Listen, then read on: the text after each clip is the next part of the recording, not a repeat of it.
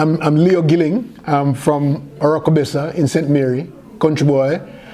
I lived like 30 years in California, and I've spent the last 32 years in philanthropy. I now live in Florida, so I can get to move back and forth here. Currently in school, changing my career from being an insurance agent, a business owner. I'm going to school to be to get a PhD.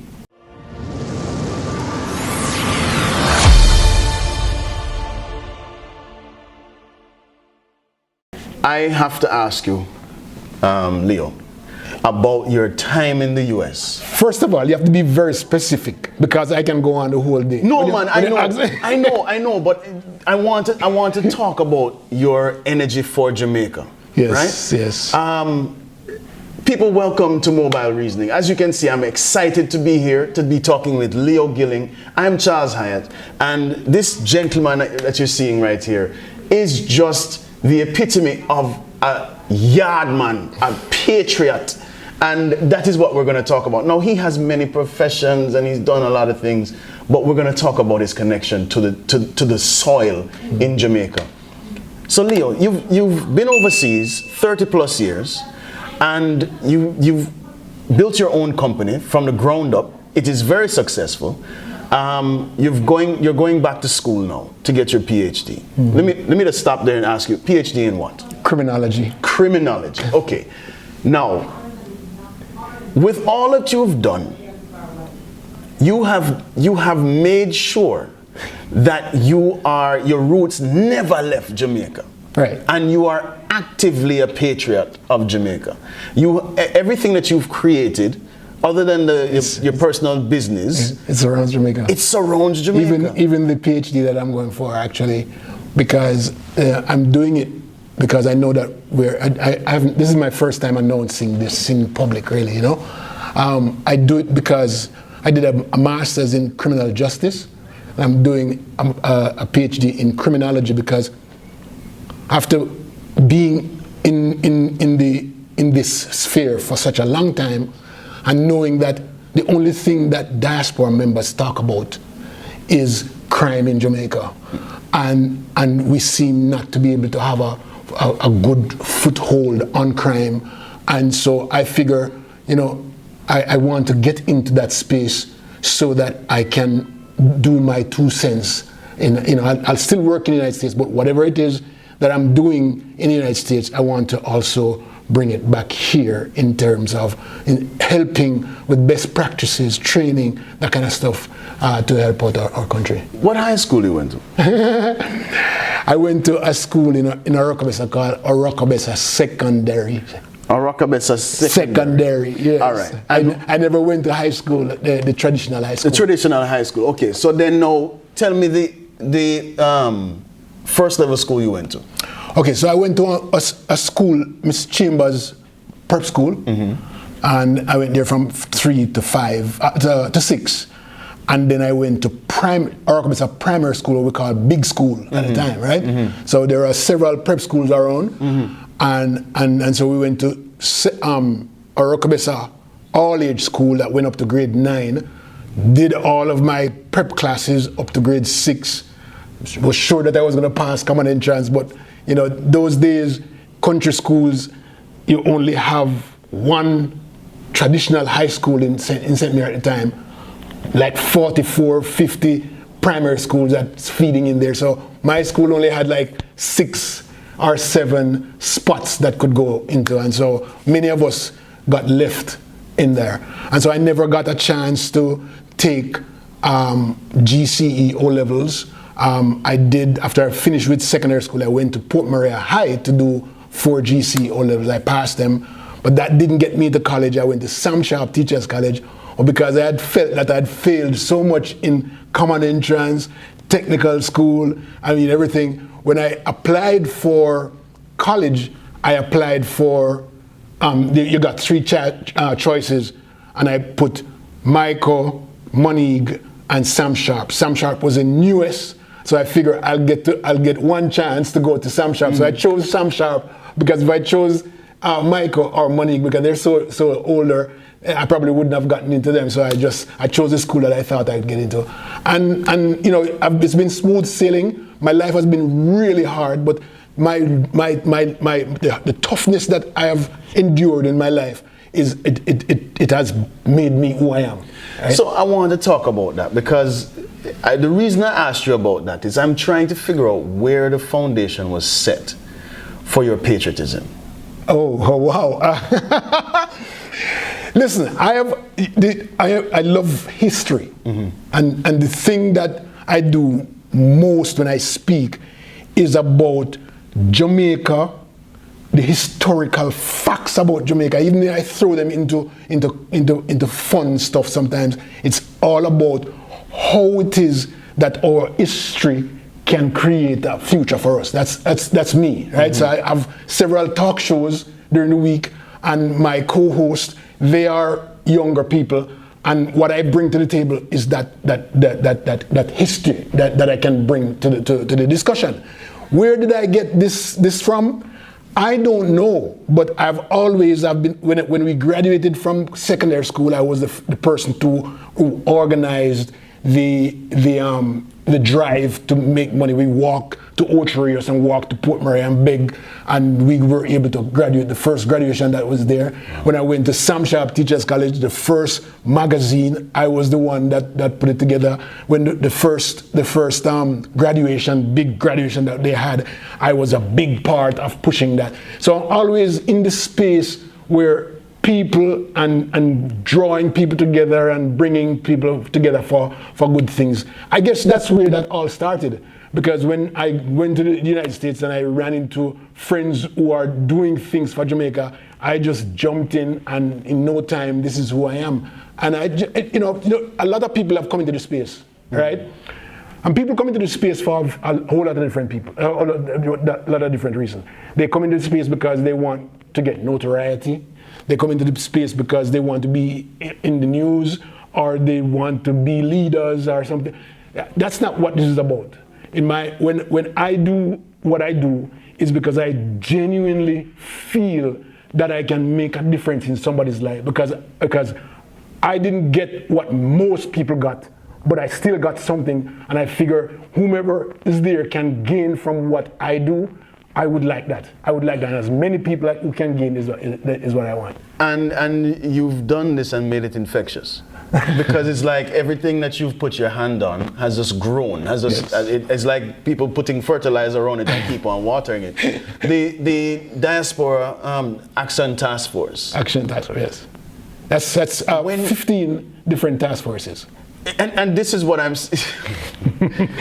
just explain to our viewers how many people you have in your network. A lot. All right. So over the years, I've collected names, email addresses, telephone numbers of people, and so to date, after sending out invitations, people coming aboard for different reasons, we have more than 110,000 Jamaicans across the whole world. Wow. That we are in touch with every day, right? But then there are people who sign up because they want to do things for Jamaica. And we have over 2,000 of those persons. And they're spread out across 15 task forces, as I said, 45 countries throughout the world. And we have discussions weekly, daily. These persons are just like me and you, who have left Jamaica. And you know, we talk about brain drain. A lot of people left Jamaica and brain drain and things. I am not one of those who believe in this brain drain thing. Jamaica has really done a wonderful job of constantly farming brand new talent and educated persons and academically bright people. So when they leave, they get more opportunities to do better things. And then now what I have created is for them to give back what they have gotten from Jamaica, and plus other people who are friends of Jamaica, or people who are sons and daughters of Jamaicans who are in the United States and other countries. Those are the people that are coming in to help us to give back to our country. All right, do me a favor. Name quickly 5 task force that are in action right now, doing their thing right now. Okay, that's easy because so I can do 5 education task forces. Last year we had close to 500 persons who are in the education task force because it's been there, it's the oldest task force that we had. And we realized that we're not reaching all 500 persons to give them an opportunity to lead, because we like to promote leaders and to also give back. And so what I did, we went to the drawing board and we now have 5, just the way Jamaica is set up, with early childhood education, primary and secondary education, tertiary, special education, and we also have a new one called educational leadership. So that's 5 education task forces, and these are led by serious people who are doing great things.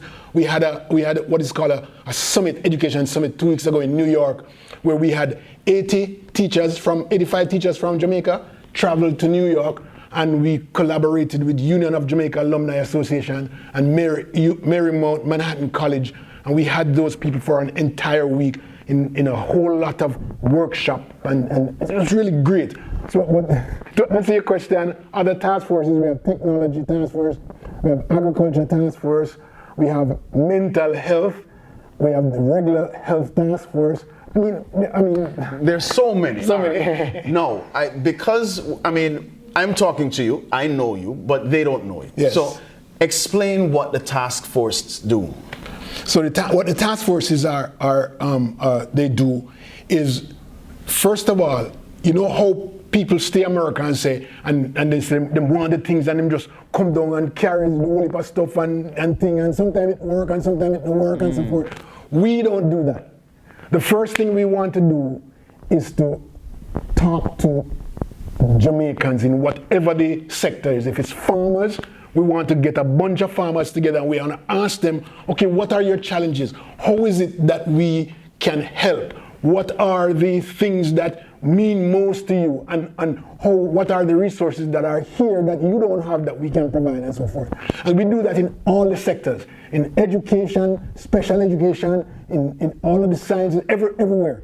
And so with that, we do what we call fact-finding or needs assessment, evaluation. And then we bring that information to our tables, we sit down, we sort it out, and then we're not gonna have everything for everybody, but the things that we have an abundance of the resources that we have that we can throw back, then we contact them back and we say, okay, how can we do this together? We collaborate for, whether it's virtual, coming next month, we're supposed to bring down people who can come and go to different colleges and go speak with the student teachers at the colleges and active teachers. But the thing is, they first do needs assessment and then they apply the resources from the diaspora to match those needs that are there. I want you to look at the excitement in this as he's explaining what he does and what the networks do. This excitement and this animation comes across in the work that is being done. I want you to go out and look for Leo Gilling. Whatever you see him connected to, join it. Believe me when I tell you that it is going to seriously impact you positively. And I have actually started to look through the different networks to say, okay, which one can I actually make an impact with? So, all right. I come down here, Charles. I'm supposed to be here for a vacation, right? Yeah. But how can I be in Jamaica and not meet with the people who can impact what we do? So I met with the Ministry of Education, I met with the Early Childhood Commission, and all of these. I make appointments to go see these leaders so that once I get back, we have another starting point from which we can go. Because it don't make any sense we stay there and act like we know everything. Mm-hmm. We don't do that. We make sure that we retain our relationship, constant, direct relationship with each of the sectors that we are, and that's what we do. All right, so that's that. We're not going to talk about that no more. Right? We're not going to talk about that no more. You want to find out more about that? Go look him up. jdtan.org, right? jdtan.org. Follow back on me. Woo! You touched my heart and so now. Talk to me about that. Okay, so about 5 years ago, I came down here, and I went up to St. Thomas. I'd never gone to St. Thomas, and I met this guy on the side of the road, and I had my phone in my hand, and he said, "Yeah, record me." I said, "You want him record?" He said, "Yeah, man, yeah, man." And so we chat, and I recorded him. Uh-huh. And when I reviewed it, I loved my voice. Uh-huh. I said, "Wow, that voice sounds nice. That sounds like me." And so that same year, I just took various trips to various places, unique places, not touristy places, because this is the first time I've ever done the touristy thing. I go to places that will remind me of my boyhood. That I can do, like I'd go on to a church a couple of days ago, and I found a mango tree with some mangoes on it. That really felt good. So we start pick this thing and juke the mango them and record it and stuff. Man. Those are the things, and people find those things very, very fun. Extremely fun. And so the other day I was at a backyard, and there was a taxi man sitting there, and he was talking to me, and he said. I said, "Have you ever been recorded?" He says, "Boy, I've always wanted that, And he's not academically smart, but when you listen to him talk, the experience just burst out, Yes, man. Yes. And I recorded him. It was one of the most fabulous interviews I'd done. What's the name of the interview? Let them go look for it. It's called Follow Back. Go to YouTube on youtube.com/Leo Gilling. Right. There are about 300 or 400 videos on there of Falabakamis that I've done. Beautiful. And you see various interviews of very important people in Jamaica, guys like Basil Dawkins, all of the radio announcers. I interview. You're the only person we don't get to interview. Black Eyes on there. Everybody. That's coming, right? It's coming. And so, and then the other thing is that I drive around. I drive through like Fern Gully, and I pick out small bits and pieces of things that I see, and I explore them, so that people can remind themselves about what Jamaica is like when they're growing. That's what I do. That's beautiful. See, it's so much in your DNA, this whole diaspora task force thing, because no matter what you do, you're always doing things to bring people's mind and bodies back home. Yes. I grew up in a tenement yard. I didn't grow up like most. Well, I think most of us are. Majority of us grew up in a tenement yard. That's what I have to say. But I grew up in a tenement yard with, I counted the other day, were like 32 people in 6 rooms, just rooms. So I'm accustomed to sleeping on the floor and peeping up my sister them and thing, I blame them. And so, but the thing is, that kind of lesson that I learned there, that I can't take things for granted. I wanted to leave Orokobesa because I knew that Orokobesa, because the banana boats weren't coming in anymore, the wars were closed, and I needed to leave Orokobesa. And so that opportunity that I got to go to Sam Sharp was the crux of my being, because I said, yes, this is what I want, and I never looked back.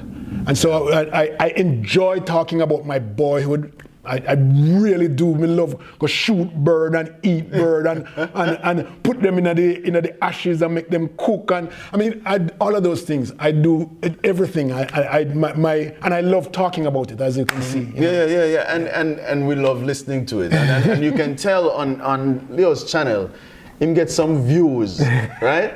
And it makes me feel so proud just to be able to sit here with you, Leo, because the energy where you have, bro, is the same type of energy I have, and this is why Good News Jamaica exists, I heard you. And it's just it feels so good to be around like-minded people. Thank you. So big up yourself and continue doing what you're doing, man. I was enjoying that show that morning when we were talking that morning, and I just had to jump off and go to another show. I'm sorry I had to leave, but I'll come back another time again. Yes, man.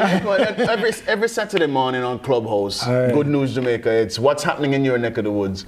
And basically, I mean, the room is like you saw, we really just discuss you. Yes. You know, yes. whoever the person is talking, we discuss them. And we want to know what they're doing so we can do two things. Collaborate. Yes. And also celebrate them. Yes, that's important to know. So it's not about me, or Good News Jamaica. It's really about each individual. Well, that's, getting serious now. Most people think that when you're out there, you promote yourself for people to see you and stuff. But that's not important. Once you're doing that, that means you're needy. Exactly. It means that you're looking for something to come back to you. Exactly. That's why you're doing the things that you're doing. But, I truly believe that a person, if you really want to help, the needs of the other person come first. If, whatever you're going to get out of it, it's going to come naturally, and people are going to respect it better. And people are going to love you better for that. But you shouldn't be out there promoting self just because you know that you can do it. Because the other persons, the persons who really need it, not getting it from you. Exactly. And they're not going to trust you. So you have to show them that why is it that they need to trust you and love you. Why? I love it. Brother, I could have talked to you forever. Thank you so much for sitting with Good News Jamaica. Yeah, look in this camera. Yes, sir. And just give us how you feel about Good News Jamaica. Let me tell you this. He doesn't know it, right? But I met him a few years ago. I think he had a little child going to Devon House. He had a child, right? Absolutely. Going to Devon House. And him chat to me. And when I call him back again, in Guan, like he don't know me, brethren. I say, I cuss him. And then he say, you know what? A member. Me? Yes. Me? You see what I'm talking about? That's exactly what I'm talking about. I saw him go, okay? But no, you were quite nice to me that day, and we sit down and chat for about 5-10 minutes. I remember the chat. I know. That's why I don't remember the other part. I know, I'm just messing with you. Okay. But yes, what he does is absolutely needed, ladies and gentlemen. And just for me being, he moved. When I tell him that he need to come down here today, he packed him thing. I'm coming right now. Businessman, total businessman. But I love the fact that he's promoting Jamaica, because that's me. That's the brand that we need to support, because our people need us, our children need us. That's right. More than anything else, because the future of our country depends on how we deal with the younger generation. And he's doing it. He's doing it, showing us exactly what we need to do to make ourselves better and make the people around us better. Boy, I tell you, you can't pay for this. Can't pay for this. Respect, man. Respect. And I thank you. I thank you for having me on. No, man. I really it's do. our pleasure. It's our pleasure. When we get energy like yours, man, we have to do what we have to do to make sure so everybody get piece of it. You know what I mean? Thank you. So thanks again. People, this has been Mobile Reasoning. This is Leo Gilling, the Great.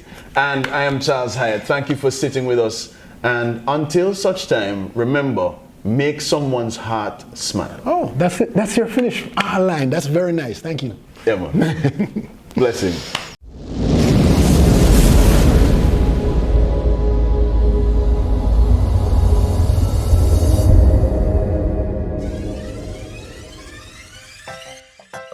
Thank you for checking us out on Good News Jamaica TV for content that informs, inspires, and transforms. Please like, share, leave a comment, subscribe, and hit the notification bell for more positive Jamaica content. Walk good.